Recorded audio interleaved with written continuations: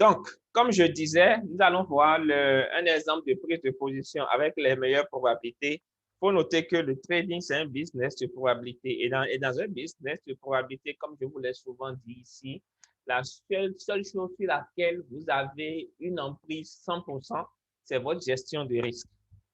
D'accord? Il n'y a pas de plan qui est 100% des probas positifs, mais on peut prendre des positions 100% price action avec des probas qui sont très élevés.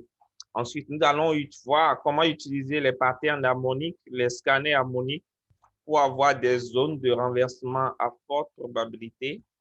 Donc, je vais être un peu long ce soir, d'accord? Donc, j'espère que vous avez chargé suffisamment de mégas parce qu'on va prendre du temps ce soir.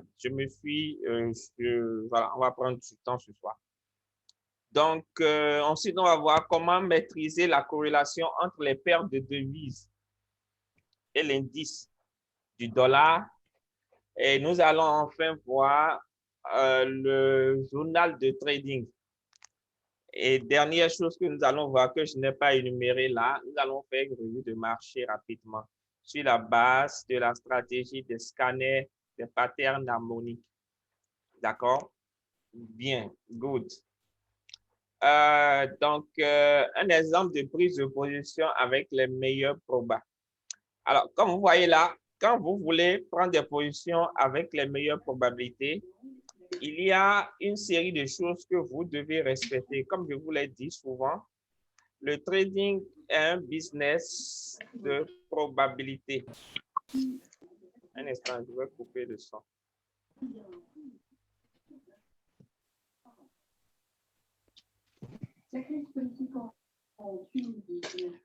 Chamba, coupe ton son. Coupe ton micro.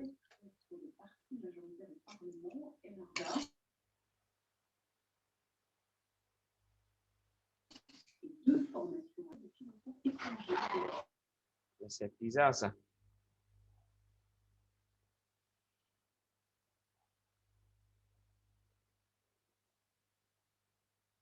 Chamba Yellow, j'espère que c'est la dernière fois que tu m'arrêtes comme ça.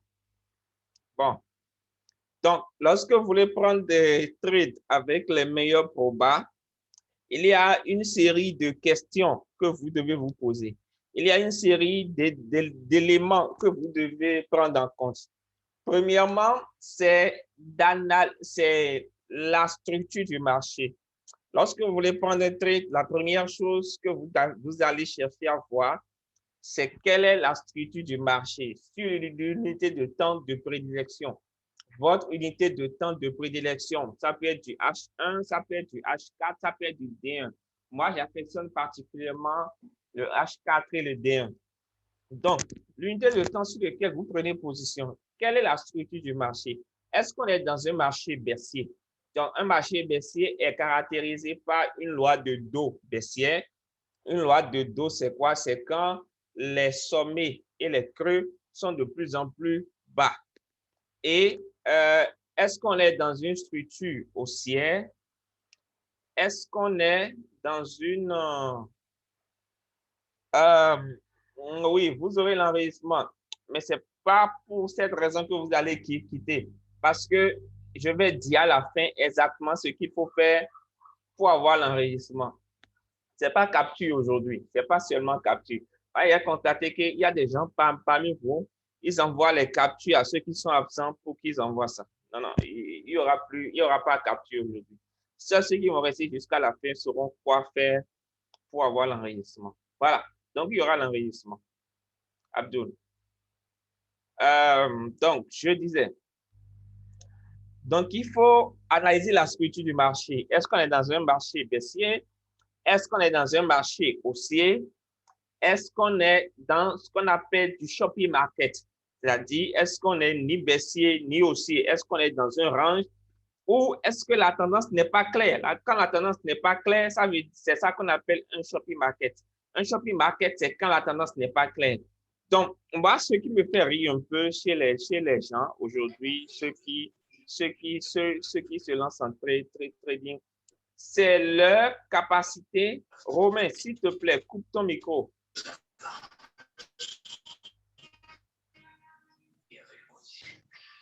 Ah, je suis un petit peu rapide, désolé.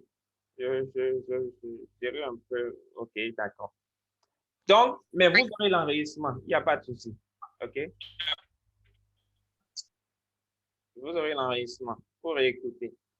Donc, c'est soit vous êtes dans un marché haussier, notez les questions à la fin pour poser vos questions. Soit vous êtes dans un marché haussier, soit vous êtes dans un marché baissier, soit vous êtes dans dans un range, dans un marché ni haussier ni baissier, ou vous êtes dans un marché où la tendance n'est pas claire. Il y a des marchés comme ça. La tendance n'est pas claire, ce n'est ni haussier, ni baissier, ni en range. On appelle ça du shopping market. Donc, il faut analyser la structure du marché. Nous sommes dans quelle structure? Nous sommes dans quelle théorie? Nous sommes dans quelle loi de dos?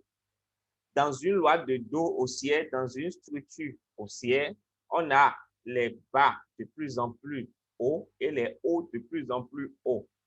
Dans une structure baissière, c'est le contraire, on a les hauts de plus en plus bas et les bas de plus en plus bas. Donc, lorsque vous voulez prendre position, la première chose que vous devez chercher à savoir, chercher à vérifier sur le marché, dans quelle structure nous sommes, quelle est la structure du marché sur l'unité de temps sur laquelle je suis en train de prendre position. Ensuite, alors après ça, je vais partir sur le marché pour vous montrer un peu, mais on verra tout ça, on va revenir sur tout ça lorsqu'on sera sur le deuxième point par rapport au scanner harmonique. Quelle est la situation par rapport à l'équilibre en H4 et en daily?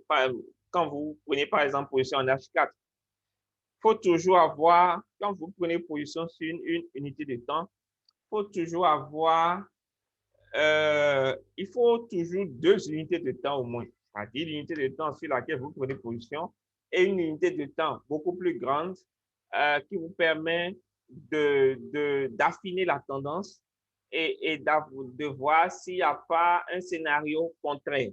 D'accord? Donc, ce que je mets dans l'équilibre, par exemple, l'équilibre, ça peut vouloir dire plusieurs choses.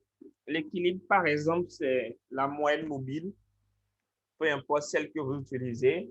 Moi, j'utilise principalement la moyenne mobile 200 et 50 pour les combos. Donc, vous utilisez la moyenne mobile, par exemple, 200. L'équilibre, c'est quand le prix revient sur la moyenne mobile.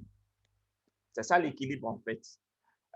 L'équilibre, par exemple, si vous utilisez les points pivots, l'équilibre, c'est chaque fois que le prix revient sur les 50% des retracements de Fibonacci. Donc, si vous utilisez par exemple le Fibonacci, l'équilibre, c'est quand le prix revient sur les 50% des retracements de Fibonacci. L'équilibre, par exemple, quand vous utilisez les points pivots, c'est quand ça revient sur le point pivot. Donc, vous regardez la situation par rapport à l'équilibre. Supposons par exemple que vous êtes dans une situation où vous utilisez la moyenne mobile exponentielle de 200 et vous vous rendez compte que en H4, on a une situation où le prix revient taper la moyenne mobile exponentielle 200. Le prix est sur la moyenne mobile, c'est-à-dire que le prix a rebondi sur la moyenne mobile.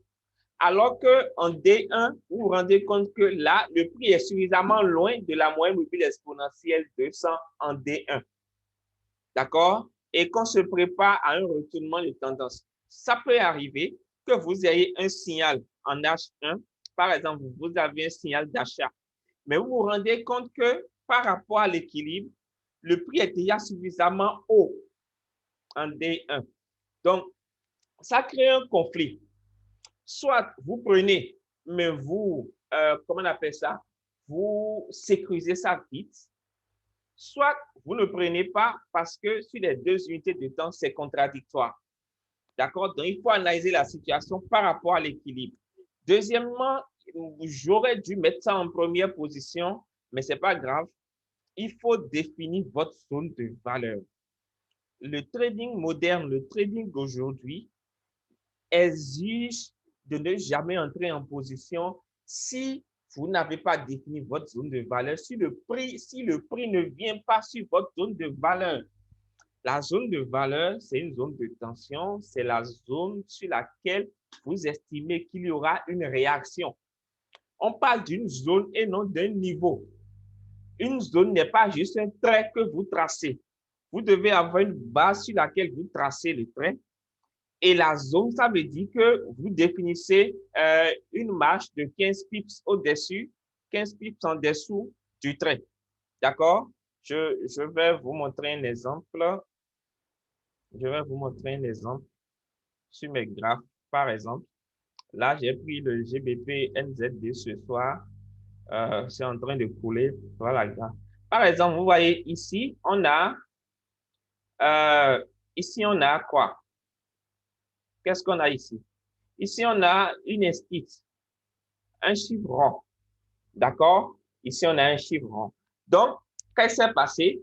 Moi, j'avais déjà prévu euh, prendre, comment on appelle ça? Prendre ma position ici. Donc, si par exemple, j'ai défini, non, je vais prendre un autre exemple pour que ça soit beaucoup plus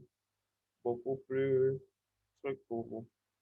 Alors, supposons que ici, par exemple, je vois qu'on a rebondi plusieurs fois. D'accord? Donc, qu'est-ce que je fais? Je place, par exemple, j'ai une fractale ici. Donc, je place, par exemple, un niveau ici. D'accord? Et donc, je dis, OK, ça, c'est ma zone de vente. D'accord? Ça c'est une première zone de vente. Je vois qu'ici, on a rebondi aussi plusieurs fois. D'accord? Je place une zone là. Je vois qu'ici, on a eu un rebond pas mal là. Je vois, on a eu un rebond là. Euh, je vois qu'ici, quelque chose s'est passé aussi. Vous voyez? Donc, comme ça, par exemple, quand je trace mes niveaux, d'accord, d'achat ou de vente, je vais même partir, je vais peut-être partir même en D1. Donc, supposons par exemple que ma zone d'entrée, d'accord, je trace un niveau là et je me dis, OK, le prix vient là, j'achète. Tracer une zone de valeur, c'est quoi? Une zone, c'est que je me dis, bon, je m'autorise 15 pips en bas et 15 pips en haut. Ça veut dire que lorsque je veux tracer ma zone, d'accord, ma zone, elle est là. Ma zone, c'est ça. D'accord? Donc, j'évolue dans cette zone-là. Je peux, par exemple, aller un peu plus haut, puisque je suis en H4, je me donne toute une marge. Donc, quand je suis dans cette marge-là, quand j'ai le signal, je le prends. Est-ce que vous me suivez? Donc, ça suppose que avoir une zone n'est pas juste une ligne. Une zone, c'est d'abord et avant tout une zone. Voilà. Donc, vous définissez quelque chose, vous définissez toute une zone en bas et en haut de la ligne que vous avez tracée. Donc, ensuite, donc vous définissez votre zone et ensuite, vous définissez, vous, clairement, vous devez savoir dans quel scénario vous êtes. Est-ce que nous sommes dans un scénario de cassure-retest, donc dans un scénario de cassure-retest ou dans un scénario de renversement? Par exemple, dans un scénario de cassure-retest, d'accord? Vous donnez une certaine marge. Par exemple, vous avez défini votre zone, OK, et la zone a été cassée comme vous avez prévu et on vient retester. D'accord? Bon, est-ce qu'on est dans une situation de cassure-retest? Est-ce que c'est un renversement? Vous devez définir tout ça. Ensuite, est-ce qu'on a un signal contraire? Comme j'ai dit tout à l'heure, est-ce qu'on a un signal contraire au niveau de l'unité de temps supérieure? Est-ce qu'il y a, en termes de corrélation des paires de devises, ça aussi, on verra ça tout à l'heure. Est-ce que la corrélation, elle est bonne? Vous devez définir ça. Est-ce que la corrélation, elle est bonne? Est-ce que le calendrier économique, il n'y a rien de prévu ce soir ou dans la journée? Par exemple, aujourd'hui, il y a eu FOMC. Oui, c'est le dernier mercredi du mois. Donc, il y a eu FOMC, les annonces de la Fed. D'accord? Donc, il y a des informations. C'est vrai, quand vous êtes en swing, vous foutez un peu parce que, bon, c'est vraiment pas grave, quoi. C'est ceux qui font du day trading en M5, en M15 qui sont souvent secoués par rapport aux annonces économiques. Ensuite, vous définissez quel est votre risque ratio potentiel. Le trade qu'on a pris pour GBPNZ ce soir, au départ, j'avais dit au gars de prendre, on avait pris 150, c'est-à-dire 50 comme stop loss, 100 pips comme TP. Après, vu le contexte, vu qu'il y aura justement FOMC ce soir, j'ai dit de prendre comme et stop loss 100 pips et comme take profit de 100 pips. Ça suppose qu'on a suffisamment de marge, même quand il y a de la volatilité, des mouvements rapides, ça ne va pas impacter notre trade. Donc, vous devez définir votre risque, votre ratio risque-profit potentiel. Donc, le ratio risque-profit potentiel, c'est combien vous risquez et contre combien vous espérez gagner. Donc, c'est le rapport entre le stop loss et le take profit. Donc, quand vous prenez un trade, au moins votre ratio doit être de 1 pour 2 ou de 1 pour 1,50. Mais moi, j'estime bien 1 pour 2. Il y a des gens qui prennent jusqu'à 1 pour 10, c'est-à-dire que quand ils prennent, ils mettent un stop, ils prennent 10 fois le stop en TP. D'accord? Il y en a, ils prennent 2 fois. Moi, généralement, je prends 2 fois en fonction des contextes, ou 3 fois en fonction de l'actif, de la volatilité, plein de choses. D'accord? Voilà. Ne faites jamais du 1 pour 1. D'accord? Quand on fait du 1 pour 1, c'est dangereux parce que quand vous passez par une période négative, sans, euh, ça a des répercussions en fait sur votre euh, sur votre trade en fait, sur vos performances. Ensuite, vous devez faire le calcul du risque. Le calcul du risque. Ça, vous avez le temps de faire tout ça quand vous êtes en swing. Quand vous êtes en intraday, ce n'est pas évident de faire tout ce calcul en même, de vérifier tout ça là en même temps. Moi, je forme, et j'espère, je forme des swingers, pas des scalpers, des day traders. Moi, je laisse toujours avouer haut et fort, partout où je passe, à qui veut l'entendre. Le scalping, ce n'est pas ma spécialité. Je suis le plus nul des personnes. En scalping, je ne suis pas la personne appropriée si vous voulez faire du scalping. Le day trading, un peu, oui, mais c'est vraiment pas ma chose. Moi, ma chose, ma spécialité, mon focus, c'est le swing, un point. Donc, une fois que vous calculez la gestion du risque, ça veut dire quoi? Ça veut dire, OK, est-ce qu'il y a des barrières techniques sur mon chemin? Vous prenez un trade et vous vous rendez compte qu'à tel nombre de pistes, vous avez un pivot mensuel. Vous avez une inscrite à 500 pistes. Vous avez une inscrite à 350 pistes. Donc, à partir de quel moment je mets BE? À partir de quel moment je verrouille une partie de ma position? D'accord? Moi, aujourd'hui, je ne me pose plus toutes ces questions.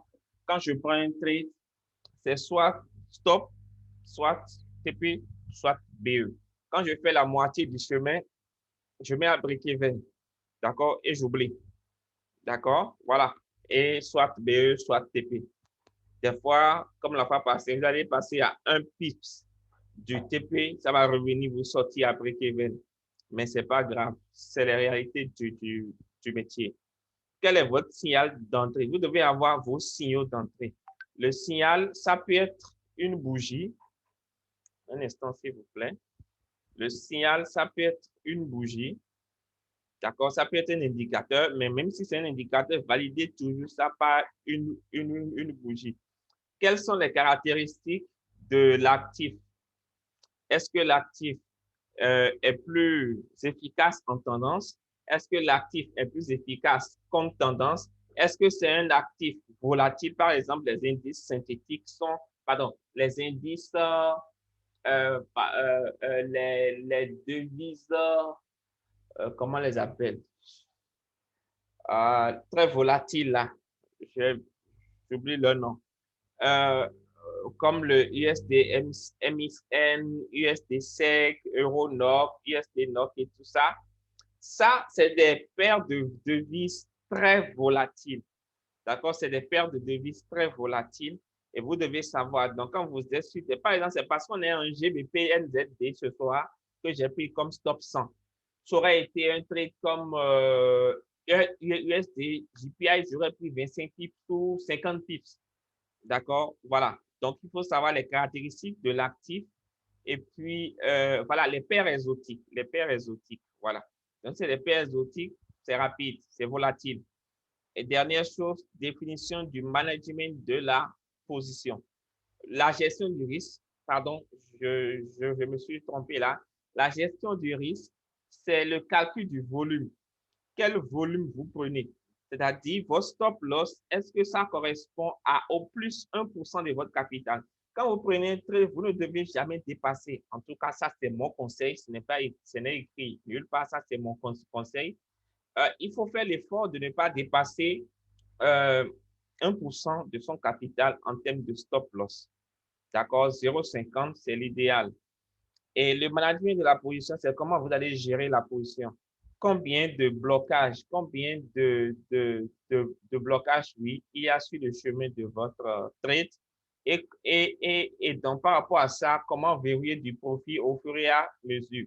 Ou soit, vous vous dites, bon, moi, je place des stops fixes et des stops et des TP fixes. Peu importe le nombre de blocages sur le terrain, moi, je place des stops fixes et des TP fixes. Advienne que pourra. Vous pouvez le faire comme ça. C'est vous qui voyez. D'accord? Bien. Alors, nous allons rentrer dans les figures harmoniques. Les figures harmoniques, c'est quoi?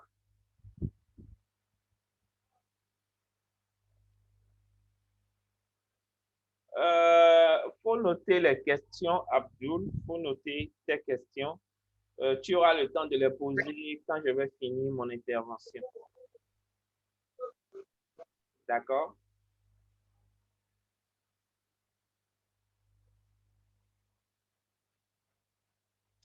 Donc, nous allons rentrer dans les figures harmoniques.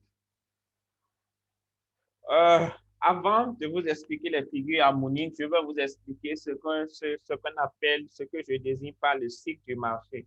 Le marché financier évolue sous forme de cycle. Et en termes de cycle, en fait, il n'y a rien de nouveau sur le marché. Il faut le savoir déjà. Il n'y a rien de nouveau sur le marché. Ce que vous voyez aujourd'hui, ça s'est passé et ça va se passer encore. D'accord? Mais il faut savoir que sur le marché, nous avons un cycle en 4 phases. Nous avons la phase de l'accumulation. Donc, tout commence par l'accumulation. Dans la phase de l'accumulation, le marché range beaucoup. Le marché fait beaucoup de surplace, mais généralement, nous, particuliers, on ne sait pas généralement les phases d'accumulation parce que c'est dans ces phases-là que les gros acteurs, les gros poissons, les institutionnels, les multinationales, c'est dans ces phases-là qu'ils prennent des positions. Ils chargent des positions avec de très gros volumes. OK? Donc, ils prennent des achats, prennent des positions à l'achat. Et quand ils ont injecté assez de liquidité à l'achat, qu'est-ce qui se passe? La hausse intervient. On commence par monter. Et généralement, c'est quand la montée commence que nous, particulièrement, on se rend compte que, ah, ici maintenant, on a un signal d'achat, il faut acheter. Or, l'achat a déjà commencé depuis un moment. D'accord? Donc, l'objet de la formation de ce soir, ce n'est pas comment identifier les phases d'accumulation. Il y a une autre méthode pour pouvoir le faire, mais ce n'est pas quelque chose que j'ai prévu faire ce soir. Alors, il y en a qui vont vous parler de, comment on appelle ça, des histogrammes, des volumes et tout ça. Bon, calmez-vous, ce n'est pas l'objet de ce soir. Voilà. Donc ensuite vient la phase de hausse. La tendance haussière commence avec la loi de Dow. Et c'est quand nous, on constate que la loi de Dow commence par se mettre en place que maintenant, nous, particuliers, on rentre dedans. Et quand on rentre dedans, des fois, on peut se faire piéger et ils vont ramener les prix en bas pour nous faire pour nous stopper bêtement et repartir. Mais il faut savoir que la deuxième phase, après la phase d'accumulation, la phase de hausse. Et après la phase de hausse, les prix généralement arrivent dans une période de maturité. Et dans la phase de hausse, après dans cette phase-là, on appelle ça la phase de distribution. Dans la phase de distribution, qu'est-ce qui se passe? Ceux qui ont les institutions, les gros poissons, les gros acteurs qui ont acheté massivement ici, ils lâchent leur position là.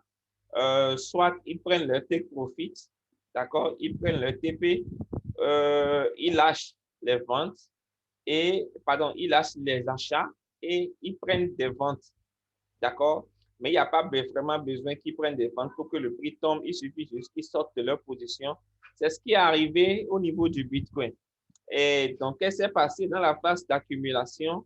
Les gros poissons, les crypto-monnaies en général, les gros poissons ont accumulé beaucoup de volume, chose qu'ils sont en train de faire actuellement, d'accord, depuis quelques mois, depuis la chute. Chaque fois que ça chute, ils accumulent, ils accumulent, ils accumulent. Et donc, après, on va rentrer dans une phase de hausse. Et il y aura quelques idiots sur les réseaux sociaux. Quand le prix va venir quelque part là, c'est maintenant, ils vont dire, oh, le Bitcoin monte, achetez, achetez, ça ira. Je ne sais pas moi, 100 milliards de dollars d'ici la fin de 2021. Et d'autres imbéciles comme eux vont acheter alors qu'on serait en train déjà de rentrer dans la phase de distribution. Et dans la phase de distribution, les gros poissons vont liquider leur position. Ils vont prendre leur TP, le Bitcoin va commencer par tomber et les idiots n'auront que les yeux pour pleurer. Donc, après la phase de distribution, on rentre dans la dernière phase qu'on appelle la phase de baisse. Donc, le marché en réalité évolue dans un cycle d'accumulation, hausse, distribution, baisse. Alors, ce n'est pas toujours dans ce comme ça qu'ils font. Ils peuvent faire, par exemple, accumulation, hausse, accumulation, hausse, accumulation, hausse, distribution, baisse, accumulation, hausse, accumulation, hausse. Mais il faut savoir juste que c'est un cycle. D'accord? Bien. Alors, donc, dans les prochaines sessions, ce qu'on va voir tout à l'heure, c'est d'abord les ratios de Fibonacci. D'accord? Les retracements, on va voir le Fibonacci. Voilà. C'est un peu ce à quoi ressemblent les figures harmoniques. OK? Bien. Alors, il faut savoir que Fibonacci, je ne sais pas s'il y a des gens qui ont fait un peu les séries C à l'école, je pense à l'université principalement, on voit les suites de Fibonacci. C'est en fait une suite mathématique hein, dans laquelle chaque nombre, chaque chiffre est la somme des deux chiffres précédents. Donc, par exemple, pour avoir ce 1, vous avez eu 0 plus 1. Pour avoir 2, vous avez eu 1 plus 1. Pour avoir 3, vous avez eu 2 plus 1. Pour avoir 5, vous avez eu 3 plus 2. Pour avoir 8, vous avez eu 5 plus 3. Pour avoir 13, 8 plus 5. 21, 13 plus 8, etc. Donc, c'est une suite mathématique comme ça où chaque thème, chaque chiffre rejoint, en fait, c'est la somme des deux derniers chiffres. Et donc, c'est une suite qui comporte de nombreuses propriétés mathématiques, dont la plus connue, c'est ce qu'on appelle le nombre d'or. Dans le nombre d'or, le nombre d'or, c'est 1,618. Donc, euh, pour avoir le chiffre suivant, on multiplie le chiffre actuel par 1,618. Donc, par exemple, pour avoir 13, pour avoir 21, pardon, pour avoir 13, je multiplie 8 par 1,618, j'ai 13. Je multiplie 21 par, je multiplie 13 par 1,618, j'ai 21, etc. Alors, ça, vous n'êtes pas obligé de garder, ce n'est pas le but. Donc, l'application de Fibonacci en trading, ça, c'est ce qui nous intéresse. Alors, dans une tendance haussière, vous avez inévitablement des retracements baissiers. Et dans une tendance baissière, on a des retracements haussiers. Vous savez, le marché n'évolue pas en ligne droite. Le marché évolue en hausse, baisse, hausse, baisse, hausse, baisse. Donc, impulsion, retracement. Les impulsions, c'est quand on a de forts mouvements dans le sens de la tendance. Et les retracements, c'est les mouvements contraires à la tendance en cours. Donc, chaque fois que le prix respire, donc, dans une tendance haussière, on a des impulsions haussières et des retracements baissiers. Dans une tendance baissière, on a des impulsions baissières et des retracements haussiers. Chaque fois qu'il y a un retracement, c'est que les prix respirent. D'accord? Ça nous permet d'avoir de meilleures entrées. Ça nous permet d'avoir de meilleures positions. Ça nous permet d'avoir de meilleurs prix pour pouvoir entrer. D'accord? Voilà. Donc, ceux qui traitent avec les Fibonacci utilisent énormément les retracements de Fibonacci. D'accord? C'est un peu ça.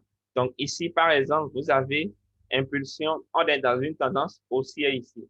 Donc, on a les hauts, les sommets de plus en plus hauts et les creux de plus en plus hauts. Donc, ça, c'est une impulsion.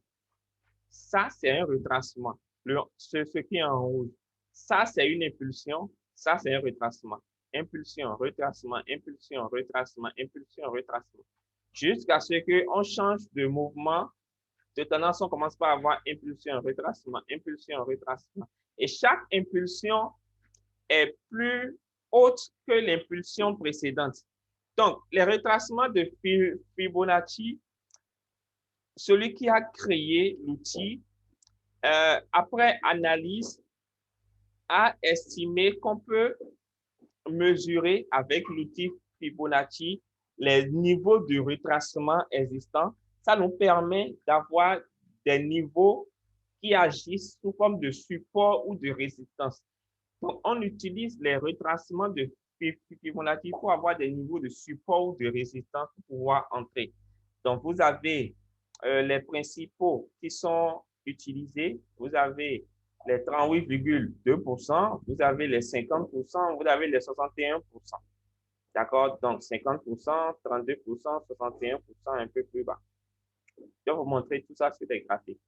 Donc, par exemple, vous avez impulsion, retracement sur les 50%, impulsion. OK? Et vous avez la notion d'extension. Les extensions, c'est le mouvement qui fait suite au retracement.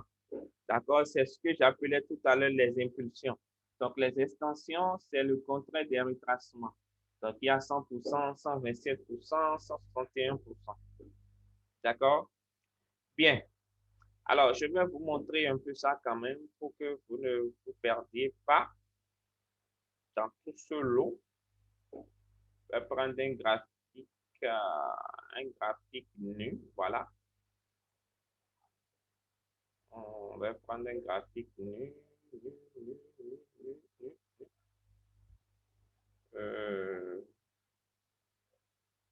Prenons.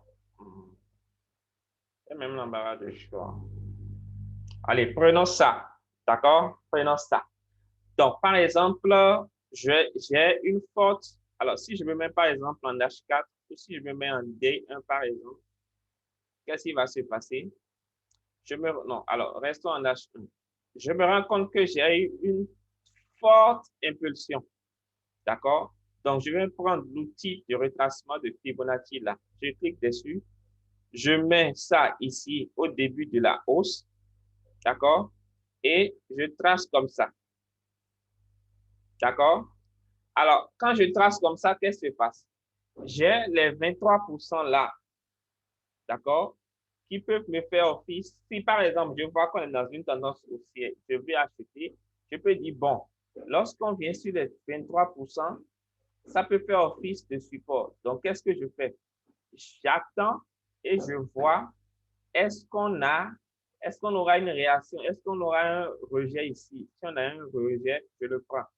Ou soit les 38%. Donc, chaque trait ici peut faire office de support ici.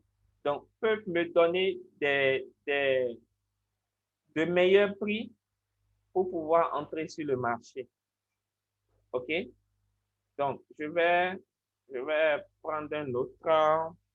Je vais par exemple en H4. Alors, si je veux prendre par exemple en mensuel, je vois qu'on a une théorie de dos en mensuel. D'accord? On a une loi de dos en mensuel. Donc, je peux faire par exemple ça. D'accord? Si j'aime bien les swings, qu'est-ce que je vois? Je vois qu'on est sur les 23% mensuel. OK? Voilà. Si je viens en weekly, pareil. Je vois on est dans une théorie de dos. on a eu une chute depuis ici. D'accord? Et le prix, le prix est en train d'arriver petitement sur les 50%. D'accord? Donc, ça veut dire que c'est vrai, le truc que j'ai pris, quand je regarde en weekly, ça peut paraître un peu risqué, mais le trading, c'est du risque. Voilà. Donc, on a cassé, OK?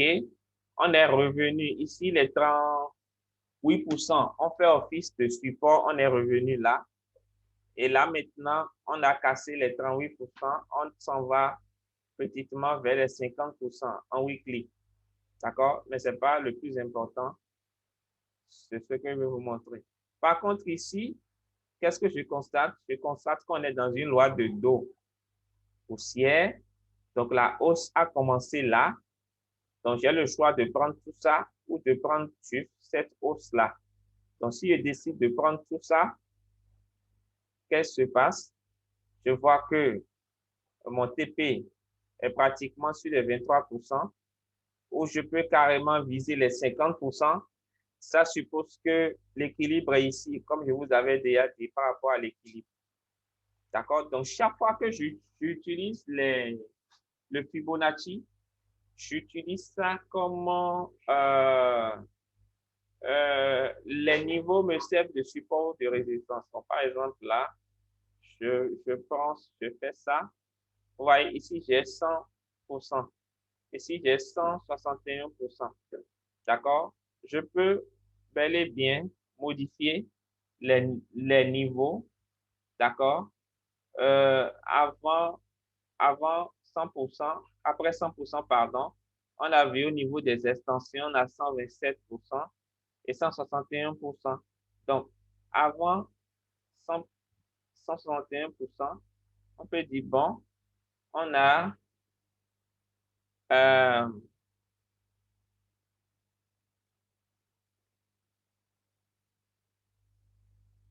on a quelque chose ici.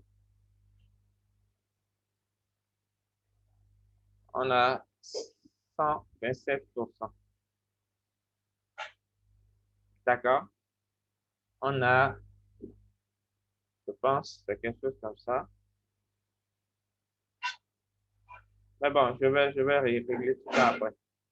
Donc, vous pouvez faire un truc comme ça. Voilà, ça vous sert de support, de résistance. Bien. Donc, voilà un peu comment on peut utiliser. Donc, ça va nous amener maintenant sur les scanners harmoniques. Donc, les scanners harmoniques se basent sur le Fibonacci pour nous donner les zones de retournement. Donc, ça fait, pour ceux qui connaissent un peu, il y a une stratégie là, je dis encore le nom. Euh, euh, bref, ça va me revenir, j'espère bien. Euh, donc, les scanners harmoniques se basent sur le Fibonacci pour nous donner des zones de retournement. Donc, ça nous donne des figures en A, B, C, D. Ça nous donne plusieurs figures. D'accord? Donc, euh, c'est la stratégie, ça ressemble un peu à la stratégie de... Mais comment j'ai pu oublier? Comment j'ai pu oublier? C'est bête. D'accord, ok. Et donc, ça nous donne des zones de retournement, en fait. D'accord? Donc, ça nous donne un instant. Ça peut pas m'échapper comme ça quand je suis un grand garçon. Un instant. Euh, les vagues de Wolf, voilà. Les vagues d'Elliott. Voilà. Les vagues d'Elliott. Pour ceux qui connaissent un peu la stratégie des vagues d'Elliott, les vagues d'Elliott, ce sont des vagues comme de A, B, C, D. Donc, ça vous trace des figures. Lorsque le D apparaît, le D est le point d'entrée. Donc, le D est le point de retournement. D'accord? Donc, le D est le point de retournement. Donc, vous avez la figure A, B, C, D. Ici, c'est le D qui est le point de retournement. Donc, au niveau du D, il fallait vendre ici. C'est la figure la plus simple au niveau des figures harmoniques. C'est pour ça qu'on appelle ça des figures. d'accord, ou des scanners, ça scanne le marché, d'accord. Ensuite, on a le ABCD étendu, donc ABCD. Alors, le ABCD étendu, naturellement, entre chaque, entre chaque lettre, il doit y avoir une certaine distance, d'accord? Mais ça, ce n'est pas le but de la séance de ce soir. Je ne vais pas rentrer dans tous ces détails au risque de vous embrouiller. Donc, ABCD étendu, le D sera quelque part là pour tomber, d'accord? Bien. Donc, euh, donc ça, c'est le A, B, C, D. Au niveau du D, il fallait vendre. D'accord? On a ensuite le BAT. Le BAT, c'est une figure qui ressemble un peu à l'ABCD, mais qui, comment on appelle ça? Les ratios, les distances changent. OK? Donc, vous avez d'abord un X, A, B, C, D.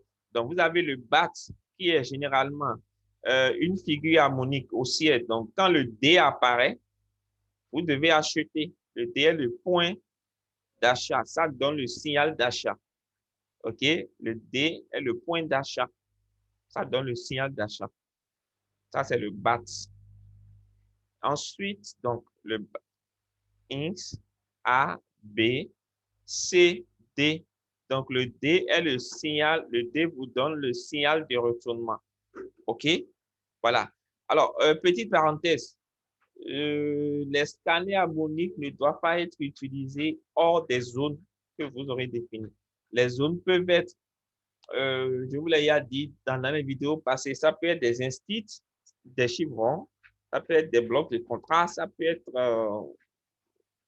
le Fibonacci, ça peut être les points pivots, ça peut être les hauts et bas précédents, ça peut être les fractales, tout ce que vous voulez. Ça peut être les points les niveaux psychologiques, ça peut être les supports et résistances des sessions précédentes. À vous de voir. On a ensuite la figure qu'on appelle le Gartley. Le Gartley, c'est aussi une figure haussière qui ressemble un peu au BAT qu'on a vu tout à l'heure, mais tout est dans les chiffres en fait, tout est dans les distances. C'est les distances qui font la différence. D'accord? Donc, on a X, A, B, C, D. Le D, c'est le point. Chaque fois que le D apparaît, ça vous donne le signal d'achat ou de vente. Si le D apparaît en haut, c'est un signal de vente. Mais si le D apparaît en bas, c'est un signal d'achat. Ensuite, on a le crabe. Le crabe, c'est ça, c'est la figure du crabe, ça, c'est une figure aussi. OK? Donc, le crabe X, A, B, C, D. D'accord? On voit que ici, le prix est parti. On a le butterfly. Le butterfly, c'est ça. X, A, B. Vous voyez que les figures se ressemblent pour la plupart. La différence, c'est au niveau des, des mesures entre les différentes lettres. Voilà. On a le shark qui a à sa différence, lui, il possède un 0, 0, X, A, B, C. D'accord? Voilà. Et 0, X, A, B, C, c'est le point d'achat. Alors, donc, euh, non, je vais partir sur le graphique maintenant. La bonne nouvelle ce soir, c'est que vous n'avez pas besoin, OK? Vous n'avez pas besoin. Alors, il y a deux manières de le faire. Soit vous définissez vous-même, vous identifiez les figures à l'œil nu, vous faites tous vos calculs à l'œil nu et vous prenez position, ou vous utilisez un indicateur. Il y a beaucoup d'indicateurs harmoniques sur le marché et dedans, vous avez 99% de faux. En fait, ils vous donnent les figures, mais ils ne vous donnent pas vraiment les figures avec les mesures qu'il faut. Donc, personnellement, je ne conseille pas tous les indicateurs harmoniques. Moi, j'en ai utilisé un, je trouve qu'il est nickel, raisonnable et il donne des figures pertinentes. Donc, je vais, bref, je reviens dessus après. Donc, voilà. Donc, c'est déjà dans un template. Et donc, le système que j'ai ici, la stratégie que j'ai ici, elle est simple. Les zones sur lesquelles il faut intervenir, ce sont les zones où il y a les instituts, les chiffrons, les supports résistance institutionnelle. Alors, je conseille quand même de l'utiliser en H4. Je conseille de l'utiliser en H4. Alors, qu'est-ce qu'on voit ici? Chaque fois que vous voyez les lignes bleues, ce sont des supports résistance institutionnelle, les chiffres ronds qui sont tracés automatiquement. Donc, moi, j'ai un indicateur qui les trace automatiquement, les chiffres ronds de 100 pips et les chiffres ronds de 200, pardon, et de 50 pips. Voilà. Donc, ça les trace automatiquement. Donc, moi, mes zones de valeur, ce sont les chiffres ronds, les supports résistance institutionnelle. Alors, on a eu, par exemple, ici, un signal dans la zone de cet institut-là, on a eu un D, le signal d'achat. Moi, je l'avais pris en temps, ça nous a donné à peu près, ça m'a donné à peu près, bon, honnêtement, j'avais pris 100 pips sur toute la hausse, mais la vérité, c'est que ça a donné jusqu'à 150 pips en H4. C'est pas du tout mal.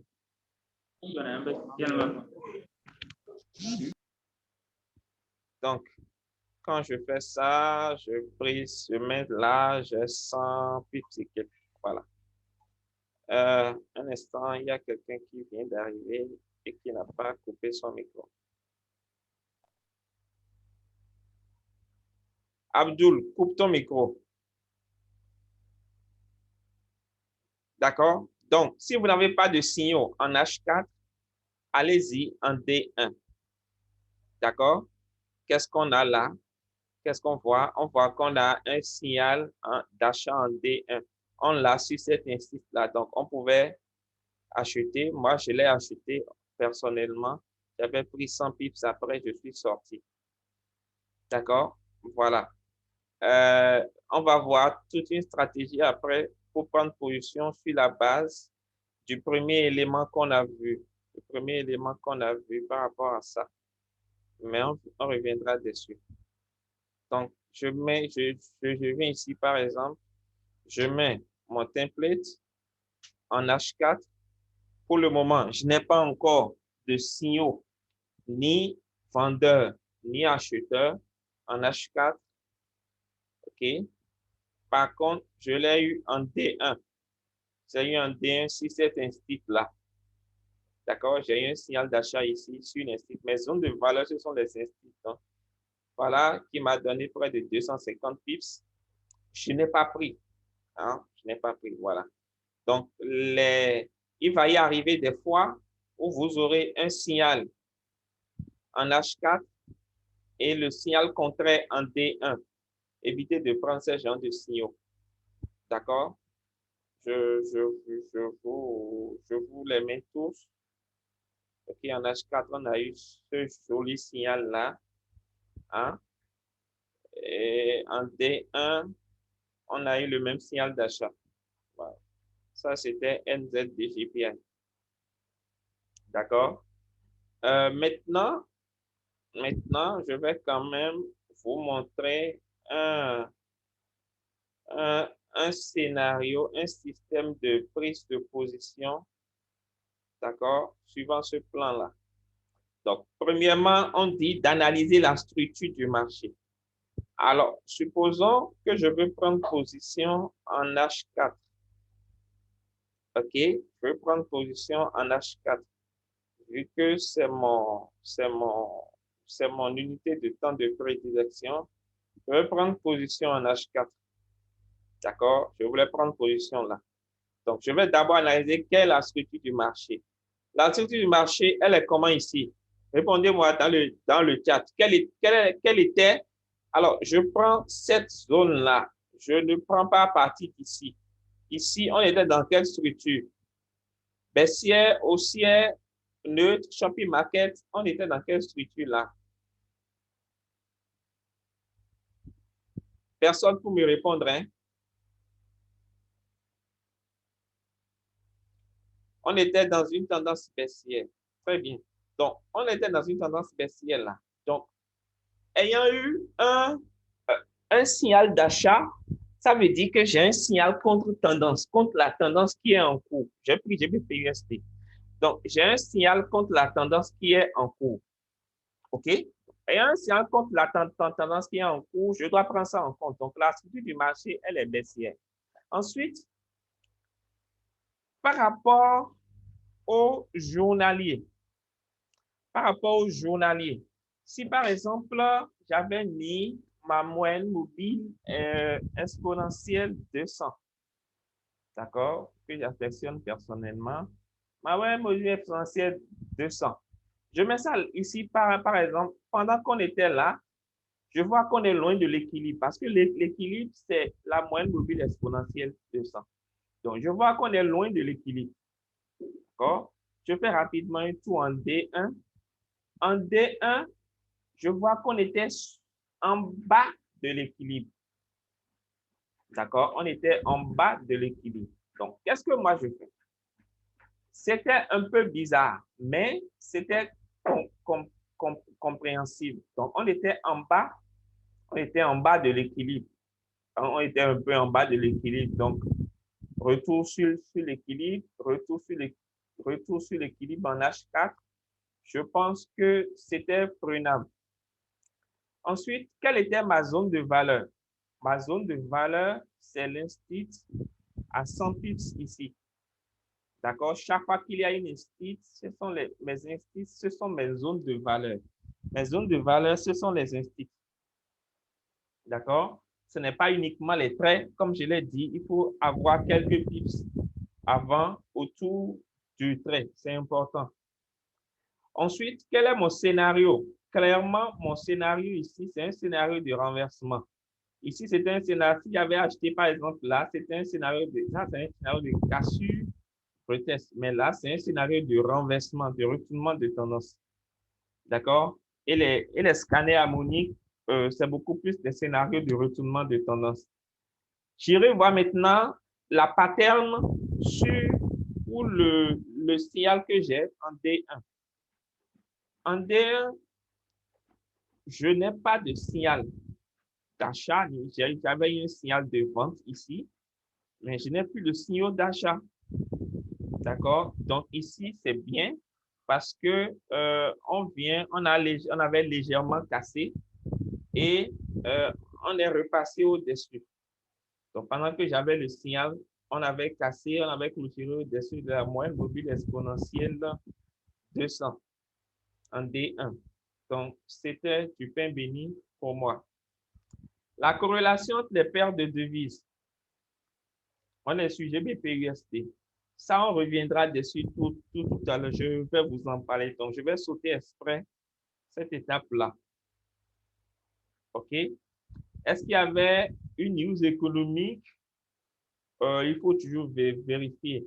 Calcul du risque, profil potentiel de risque, profit potentiel. Donc, quand je prends un trade comme ça, d'accord? Quand je prends un trade ici, qu'est-ce que je fais? Mon TP, c'est sur la moyenne mobile exponentielle. 200, 270, 115 pips environ. OK? Et je peux décider de prendre la moitié comme stop loss. D'accord? Ou je prends 100 pips et ça nous donne 250%. OK? La gestion du risque, c'est le volume. Comme je veux faire du swing, je prends un tout petit volume pour pouvoir tenir sur la durée.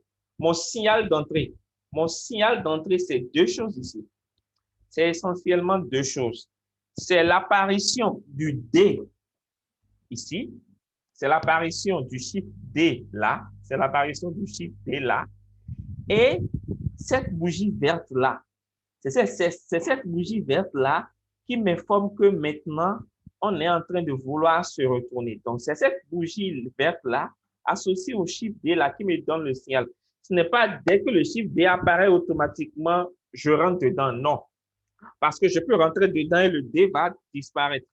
Donc, quand je rentre, quand je vois le D, j'attends que la bougie en cours clôture. Dès que j'ai une bougie verte, encore que ici, c'est un tel var. Donc, c'était une bougie avec une petite mèche. Donc, ça me donnait une information selon laquelle on était en retournement de tendance. Donc, je prends ma position. Donc, ici, c'est le signal qui est là.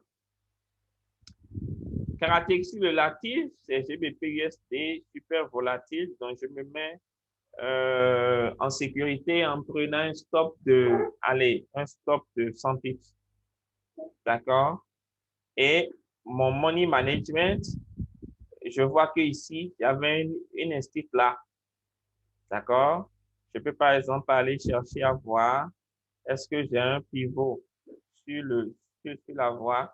Je vois que quand il y avait pris, il y avait le pivot mensuel ici. Donc, qu'est-ce que j'allais faire? Je pourrais dire, bon, arriver ici, je sécurise rapidement pour que la S1 mensuelle. Mais là, par exemple, supposons que j'ai, je, je vois qu'on s'approche, par exemple, du pivot mensuel là. On s'approche du pivot mensuel ici. D'accord? Donc, on peut avoir un rebond là. Donc, je prends une partie de mes gains ici et je laisse filer. Donc, je vois les barrières techniques que j'ai sur le chemin. OK? Voilà un peu comment on peut prendre une position avec les scanners harmoniques sur la base de ce qu'on a déjà vu. D'accord? On va revenir tout à l'heure sur la revue de marché avec les scanners harmoniques. Bien. Euh, comment maîtriser la corrélation entre les paires de devises et l'indice du dollar. Il faut juste savoir que ça, c'est un tableau récapitulatif. Lorsque l'euro monte, lorsque euro-USD monte et UJ monte, euro-JPY monte doublement. Lorsque GBP-USD monte et USD-JPY monte, GBP-JPY monte doublement, plus vite. D'accord? Pareil pour AUD, USD et USD-JPY. Donc, vous avez le tableau là dans la vidéo, dans l'enregistrement, vous aurez tout ça. Si vous voulez demander, moi, je vais vous envoyer aussi par WhatsApp. D'accord? Je vais vous envoyer ça par WhatsApp. Par exemple, j'ai pris une position, je vais vous envoyer sous condition. Je vais le dire à la fin. Par exemple, vous avez pris, je ne sais pas moi, les indicateurs, je reviendrai dessus, Fabrice ou Brice. Donc, vous avez EURUSD, AUD-USD, donc EURUSD qui monte deux fois. D'accord? Donc, quand EURUSD monte rapidement, fil, regardez, généralement, quand EURUSD monte, AUD-USD baisse. Quand AUD-USD monte, NZD-USD baisse. Quand EURUSD monte, GBP-USD baisse. D'accord? Et euro-GBP file rapidement. D'accord? Donc, les paires que vous voyez ici, où il y a Dolphins, on les appelle des paires croisées. On les appelle des paires croisées. D'accord? Je n'ai pas GBP, NZD ici, dans les paires croisées, mais qu'importe. Autre chose, je vais vous montrer un site super intéressant. Le lien est ici. Je vais vous montrer. Vous pourrez taper le lien dans votre navigateur. C'est un site super intéressant où euh, vous avez les indices de chaque devise. Donc ici, par exemple, vous avez l'euro. D'accord? Si je me mets, par exemple, en, en journalier, hein, je dézoome un peu, je peux voir rapidement le mouvement de l'euro. D'accord? Je peux voir rapidement le mouvement de l'euro. Je vois clairement que l'euro est baissier dans une loi de taux baissière on a une timide reprise. D'accord? J'ai USD, le dollar, d'accord, qui était baissé une timide, mais là, ouais, c'est vrai, on a commencé par voir une loi de dos haussière. Hein? Ça vous permet d'avoir, pas pour les trader, mais pour avoir les indices de chaque devise, pour voir dans quel sens ils sont en train de partir.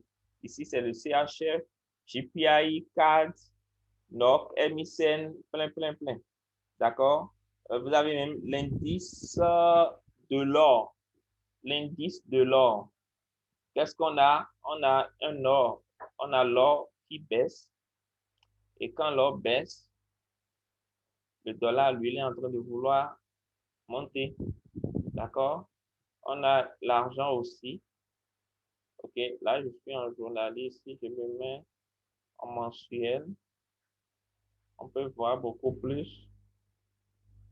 Allez, je vais me mettre en weekly, voir. Voilà, là, l'or, par exemple, en weekly, on est en train de progresser sur l'or. Pendant ce temps, le dollar, voyons voir, le dollar range, mais on est dans une baisse. D'accord? Voilà. Donc, il y a ça, il y a ce lien-là que vous pouvez taper dans votre navigateur. Et nous allons finir avec l'avant-dernier point, le journal de trading.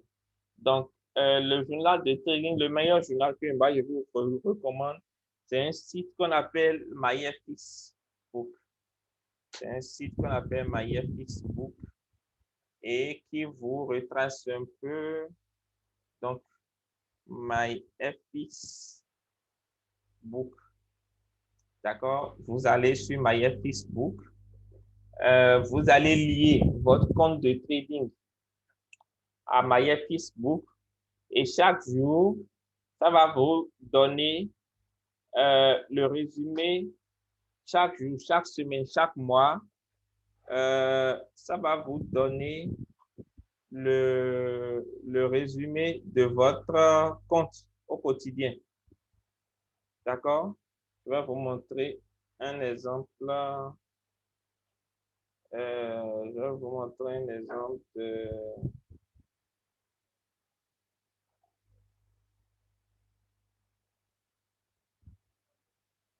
Un exemple de...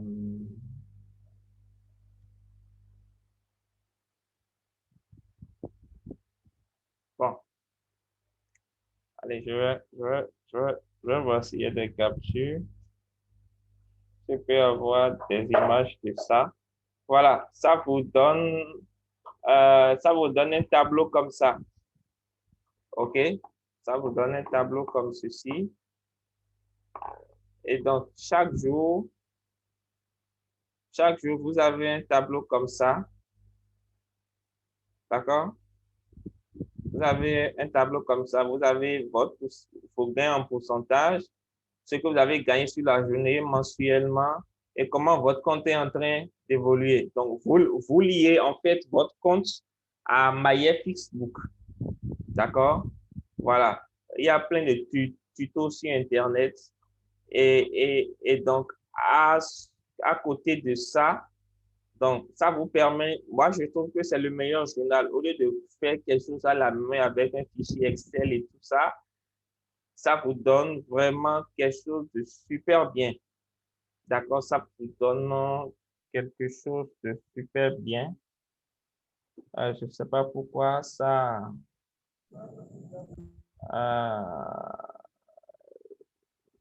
je sais pas pourquoi ça fait ça. Même si c'est un compte démo. Même si c'est un compte démo. Ça prend les comptes démo comme les comptes réels. Donc, vous liez votre compte à ça. D'accord? Et vous pouvez même prendre un lien partageable, envoyer le lien à n'importe qui. Grâce au lien, s'il a installé l'application, grâce au lien, il peut directement aller poursuivre l'évolution du compte. D'accord? Donc, ça vous donne chaque jour comment le compte est en train d'évoluer. Les gains que vous faites, C'est vraiment ça, ça vous donne tous les détails. D'accord? Si vous prenez trop de risques, est-ce que vous prenez des risques dans la norme? Est-ce qu'il faut diminuer votre gestion de risque? Est-ce qu'il faut l'augmenter? Euh, voilà, ça vous donne plein de conseils en fait. Et moi, je trouve que c'est complet. D'accord? Ensuite, en plus de My Facebook, vous devez, comment on appelle ça? En plus de My Facebook, chaque fois que vous prenez une position sur le marché, prenez la peine toujours de faire une capture. Faites une capture de vos trades. D'accord? Comment faire une capture? Je l'ai déjà montré à certains parmi vous. On vient sur les graphiques, on fait clic droit. D'accord? Enregistrer comme une image. OK? Graphique actif tel quel. OK. Une page web va s'ouvrir. Quand elle s'ouvre, vous avez votre image qui est là. Vous faites clic droit, enregistrez l'image sous et vous l'enregistrez dans n'importe quel dossier que vous voulez. Donc, ce qui fait que chaque fois que vous prenez un trade, vous enregistrez l'image. Vous faites la capture. Dès que vous prenez, vous placez votre stop et TP, vous faites la capture. Et donc, en semaine, en week-end, pardon, vous revenez à tête reposée sur chaque trade que vous avez pris pour voir qu'est-ce qui n'a pas marché, qu'est-ce qui a marché, est-ce que vous avez respecté votre plan. D'accord? Maintenant, nous allons partir sur la revue des marchés. D'accord? Alors, lui, je savais de toute façon qu'il allait euh, euh, faire ce genre de choses. Bon, alors, je prends AUD GPI. Je fais ça avec le scanner harmonique. Voilà. Donc, on fait revue de marché maintenant. H4, rien à signaler. En daily, un début. Alors, AUD 4 GPI. 4 GPI, rien à signaler en H4.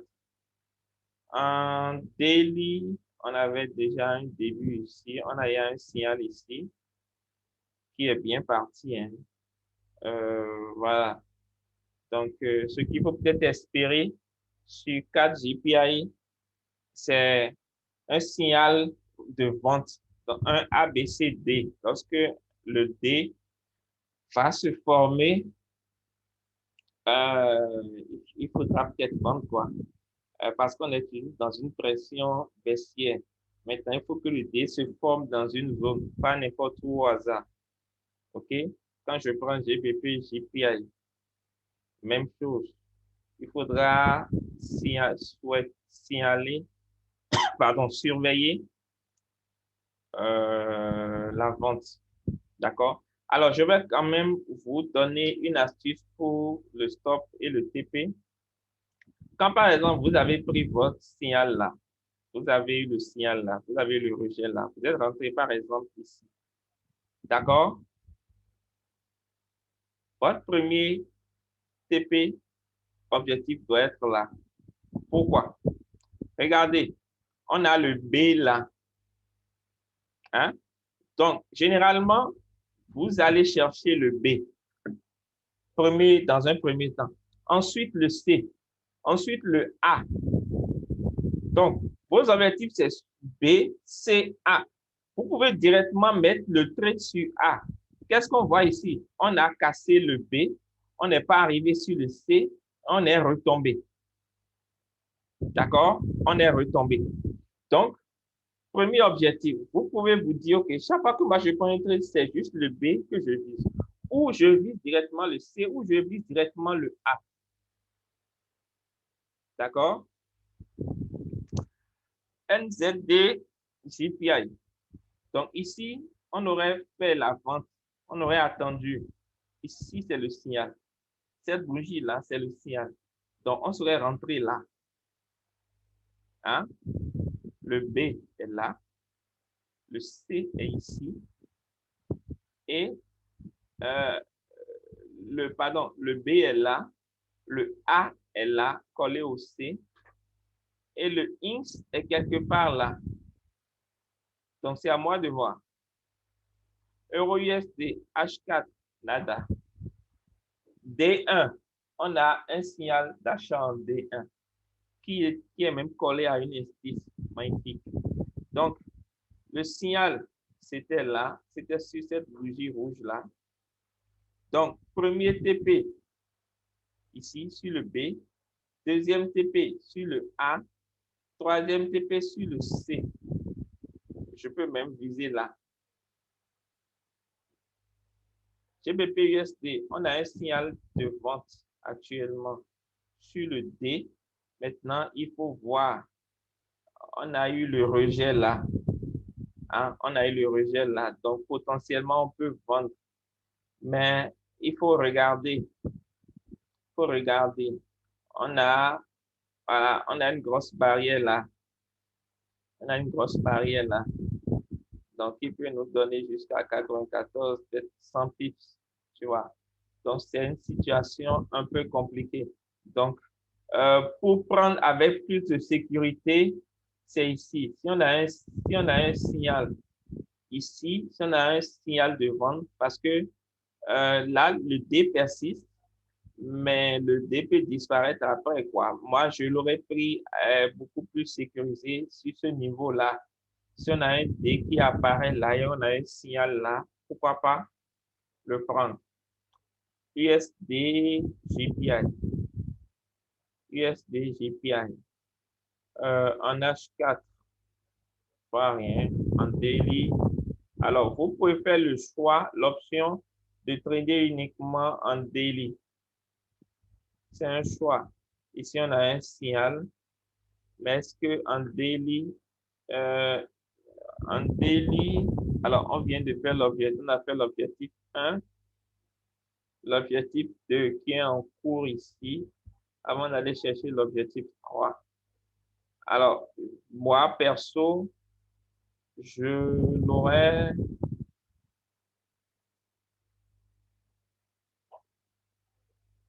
Oui, oui.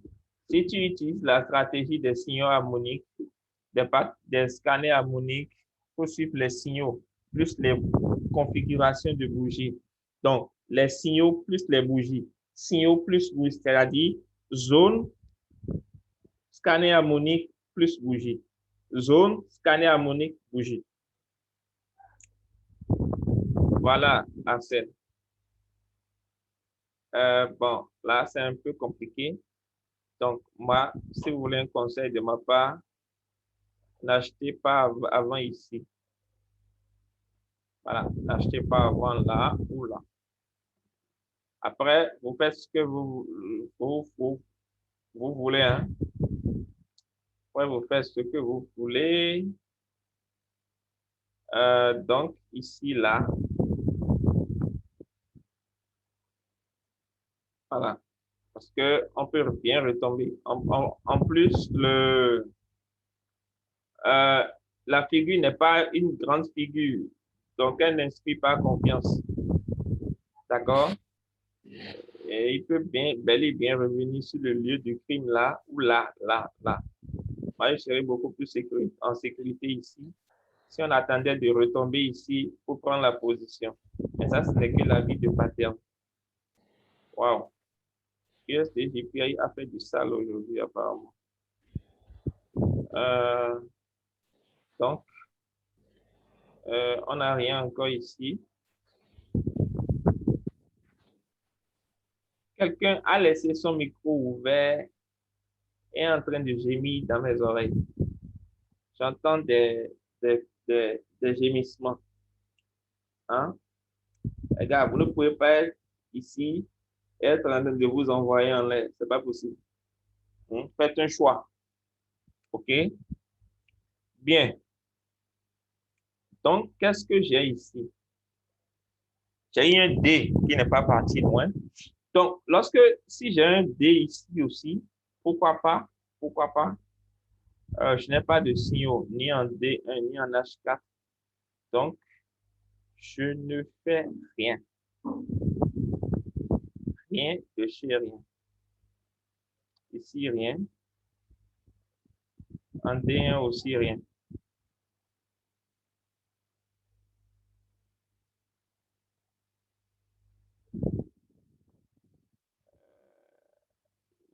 dit,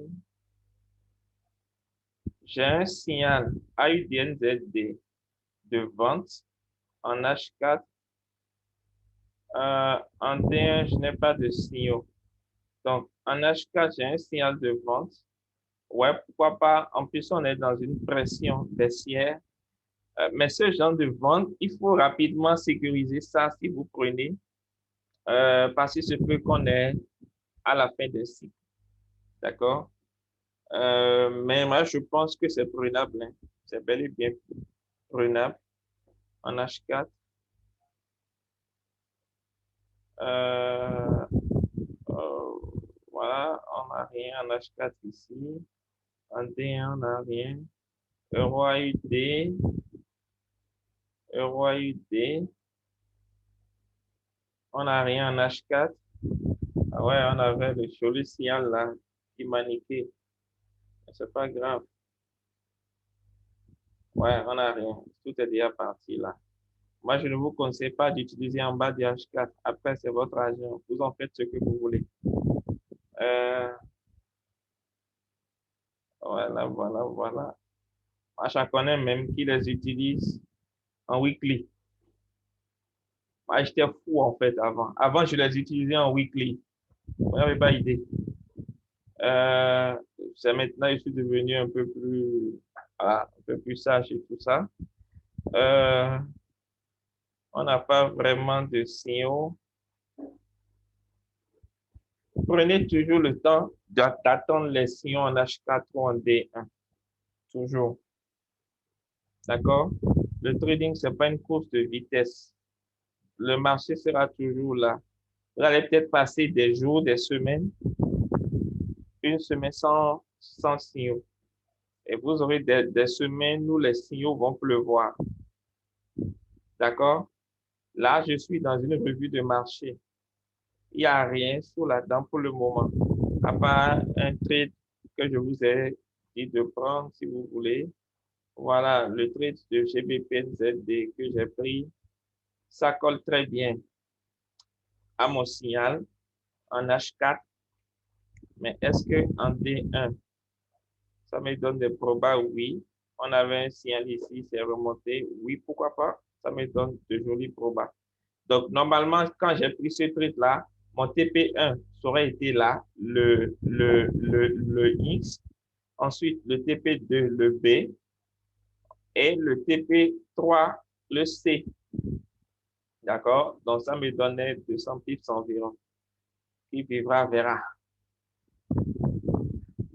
Bon, à ceux qui veulent prendre le train, hein, c'est toujours prenable, quoi. Voilà. Il y a IFOMC ce soir, donc demain, ça va pisser un peu sur le marché. Vous avez NZD4. On a clairement un signal d'achat ici. Maudit soit celui qui ne prendra pas ça, quoi. Maudit soit celui qui ne prendra pas ça. On a le D. On a un signal clair de bougie de rejet ici. Donc, prenez avec un petit volume NZD4, ça peut vous faire du bien. Hein? NZD4, pour aller chercher dans un premier temps, pour reprendre là, pour aller chercher dans un premier temps ici, une cinquantaine de pips. Dans un deuxième temps là, si vous êtes assez solide dans la tête, ça vous donne 100 pips. Et dans un troisième temps ici, 200 pips. Si vous êtes solide dans la tête, d'accord?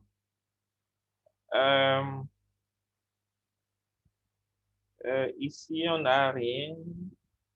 Donc, j'ai parlé de NZD4, d'accord? Je conseillerais aussi NZDUSD à acheter si vous avez de la marge avec un faible volume là, là et là. On a presque fini. Hein? On n'a pas de signaux en H4. On en a en daily. Alors, en daily, qu'est-ce qu'on a ici? On a le rejet, oui. Donc, vous pouvez chercher à prendre un achat à acheter à UDCHF. Hein, ensuite, c'est une très belle zone. Donc, vous pouvez acheter à UDCHF. Premier TP là, TP1, 200 pips. TP2, 300. TP3, 500. Allez, pour les plus courageux. Hein? Euh, euh, ici, est-ce qu'on a un signal en H4? Non. Est-ce qu'on en a en daily? Non. Euh, H4, non. Daily, non.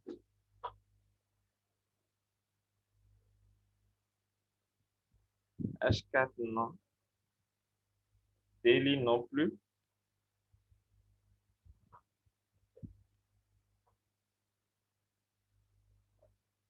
H4, non. Daily, c'est déjà trop tard, trop parti. On va s'arrêter sur NZDCHF. H4, il n'y a rien. RS, en daily, RS. Donc, après revue de marché, là maintenant, on a parlé de deux positions que vous pouvez prendre. D'accord? Voilà. Question.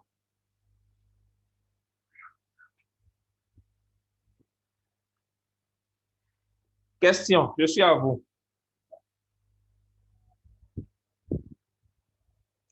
Alors, l'indicateur, le template là, les trois indicateurs, je veux dire, le scanner harmonique, les, les, l'indicateur qui trace les super résistances institutionnelles, les deux réunis sont à 100 euros, normalement.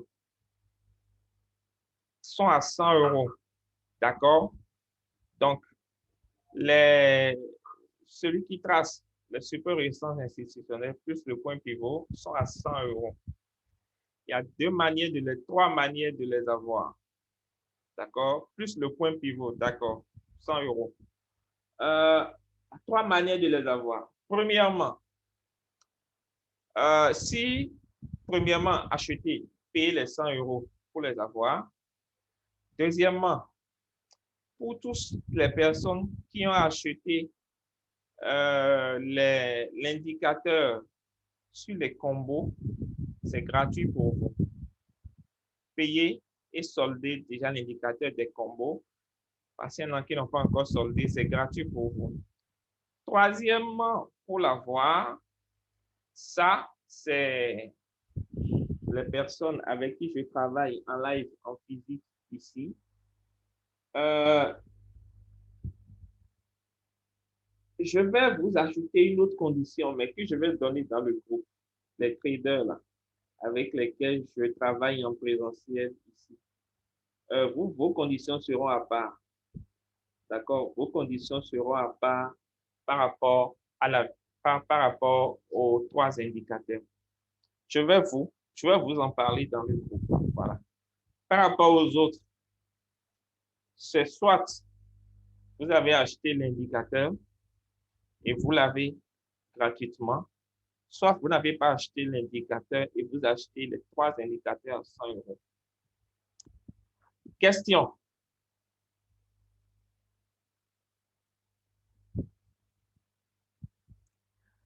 Explication du pattern du time frame. Une pattern, c'est un signal. D'accord? Time frame, c'est l'unité de temps. Donc là, maintenant, nous sommes sur une unité de temps H4. On est sur le time frame H4. Donc, la pattern ici, c'est deux choses. C'est déjà le point D qu'on a eu. Hein? Et le long rejet. Là, cette longue bougie rouge-là. Donc, le D plus cette bougie rouge-là, c'est ça qu'on appelle la pattern, le signal, l'alerte. Voilà. Est-ce que j'ai bien expliqué, Abdou?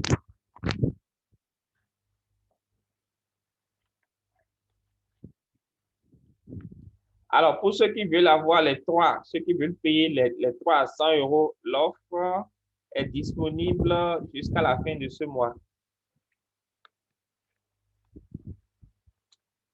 à partir du 1er août, le prix augmente. Mais ceux qui ont pris l'indicateur du combo, vous l'avez gratuitement. Donc, écrivez-moi une bosse pour l'avoir. Des questions?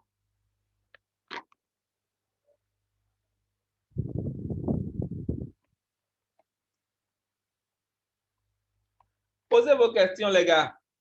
On a quand même fait 1h30. Hein? Wow. Pour les traders avec qui je travaille en présentiel, il y aura d'autres conditions pour vous. D'accord?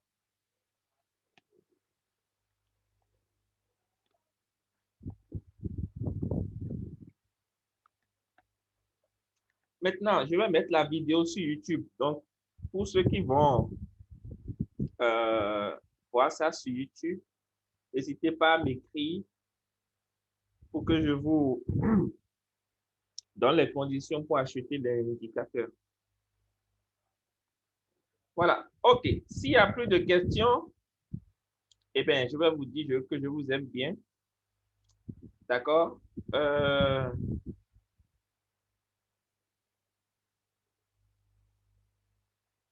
Non, oubliez les numéros là. Ce sont les numéros de Zoom, en fait. C'est un peu de publicité qui se font à eux-mêmes. C'est les numéros de Zoom. Voilà. Si vous voulez appeler Zoom, voilà. Si vous avez un souci technique, vous pouvez les appeler, quoi. C'est un truc comme ça. D'accord? Voilà. Donc, moi, je vous souhaite beaucoup de tips. OK? Je vous souhaite beaucoup de tips pour la semaine. Ceux qui sont dans l'autre groupe, là, je vous ai donné le GBPZ de ce soir. On verra où il nous amènera. D'accord? Voilà. Donc, ceux qui doivent acheter l'indicateur du combo, il y a des gens qui sont en retard. Bon, pas vraiment en retard. À la fin du mois, je vous enlève du groupe. Je garde les autres qui ont payé. D'accord? Si vous voulez acheter celui-ci à 100 euros, écrivez-moi aussi pour l'avoir. Voilà. Maintenant, je vais mettre la vidéo en ligne et vous envoyer le lien. Faites la capture et envoyez-moi une bosse pour avoir le lien de l'enregistrement pour bien réécouter. D'accord? Allez, ciao!